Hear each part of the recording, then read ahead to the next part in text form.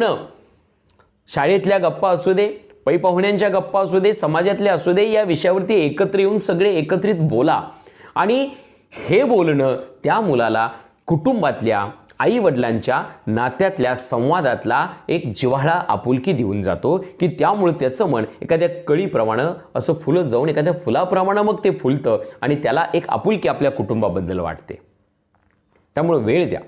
तुम्ही वेळ दिला नाही की मी काय म्हटलं की आ वाचून दुसरी काही ठिकाणं, दुसरे काही आजच्या काळातली साधनं त्याला गिळंकृत करायला तयार आहेत.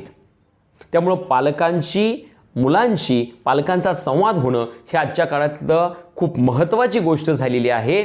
अगदी प्राथमिक टप्प्यापासून ते अगदी किशोरवयीन मुलांच्या मध्ये पर्यंत हा संवाद झाला पाहिजे.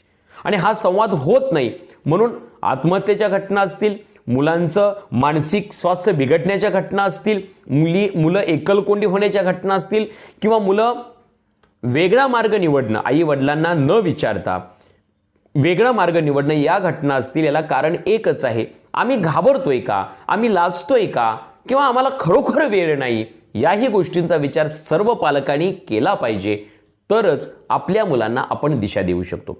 फार गंभीर आणि महत्त्वाच्या